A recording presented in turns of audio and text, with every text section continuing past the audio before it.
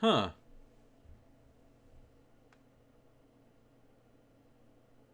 You know, after all the postmodern explorations of family and complex, lore-ridden landscapes, after all the heavy stuff, sometimes you just need some fucking Doom. Now, I'm not saying that games having deep and tragic stories are a bad thing, far from it. Games can demonstrate powerful ideas in an interactive way. But would you really want a whole year of nothing but Oscar bait? Wouldn't you want to throw stupid action movies in there too? Hell yeah, you would. Doom is straight up murder porn. There's no dancing around it. John Carmack said it himself back in 2003. Story in a game is like story in a porn movie. It's expected to be there, but it's not that important. Definitely not an accurate quote for 99% of games today, but it's absolutely true when it comes to Doom. Doom isn't about a story or a cast of characters, it's all about attitude. You get it from the smug grin on Doom Guy's face when he gets a badass new weapon, or the B-movie titles of the game's different episodes, or the smarmy names of the difficulty levels. You get it from the clever level design that often turns out the lights or pranks you into a trap or loses you in its complex structure. You get it from the soundtrack. Even if it's just MIDI, you can practically hear the thrash metal screaming from the developer's record player.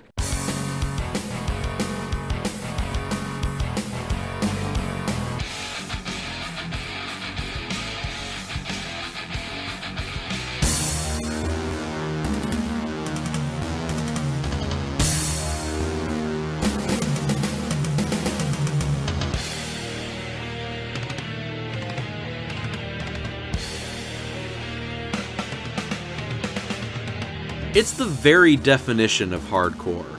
It's fast, gory, and brutal mayhem. And what I admire about it so much is that is all it is.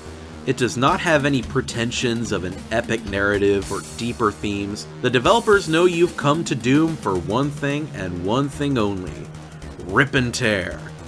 And that's why I have to say that with the new Doom, these new guys are onto something.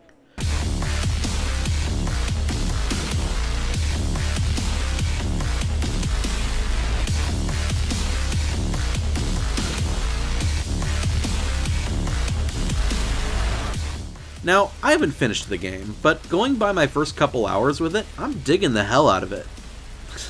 Accidental hell puns. Seriously though, this campaign has me really excited. It doesn't 100% nail the Doom formula. The levels are very linear. There are cutscenes, which for Doom in particular is a flaw in and of itself, but it gets that attitude just right. There's about a 30-second gap between hitting the start button and shooting down the first couple demons, not counting the loading screen. In that 30 seconds, they don't tell you where you are or who you are, they simply tell you this. They are rage, brutal, without mercy. But you will be worse. Rip and tear, until it is done. Metal as fuck. Then there are a couple cutscenes. Lame. But thankfully, they're not too long. Soon enough, you're tearing through demons in a difficult and brutal battle. Ah, this is Doom. It's a blatant contrast to Doom 3, which took its time to try and build up scares and set up context.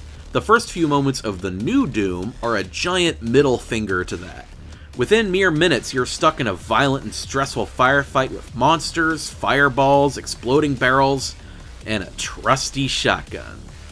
Fear is an inherent part of the Doom series, but not in the way that horror games traditionally set it up. The fear comes when you're low on health, or ammo, or both, and you're frantically dodging projectiles trying to find a health kit somewhere.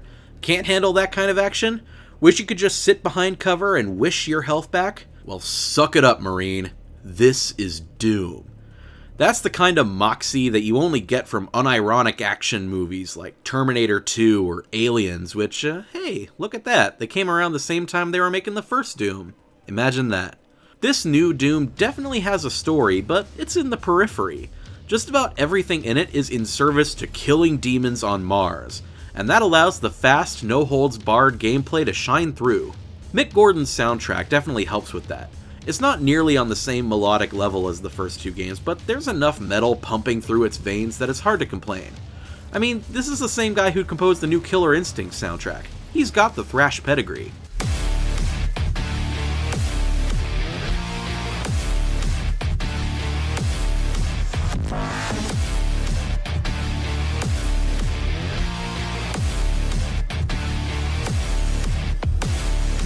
So, yeah. If you're worried about the new Doom, don't be. It isn't perfect, because cutscenes and loading screens go on longer than they should, but if you enjoyed the originals, give it a try, if only for the campaign. The multiplayer is okay compared to stuff like Quake Live, but the campaign really demonstrates how the trademark Doom character can not only work in an industry like this, but also coexist with the heavier stuff like Dark Souls or Undertale. Hey! Thanks for watching all the way to the end of this video. I really appreciate it. I'm sorry if it's taken 2 months, it's been a while. Graduation's been a thing, the Favorite Games Project has been a thing, and until the Favorite Games Project, I don't know if I'm going to have much videos out, and that's going to take me a while. But, on the bright side, if you do want to see more of me before then, well, check out this little number I just set up. I'll probably be streaming a little bit in between then, so, you know, I still need to finish Doom. Overwatch is just around the corner. That's probably going to eat my life. So don't worry about seeing me for a while. You can catch me on Twitch in the link in the description or on the screen, somewhere around here, maybe, if that's in the camera. And I will see you later. If you like the video, give it a like. Subscribe if you haven't. I'd really appreciate it. And I'll see you next time.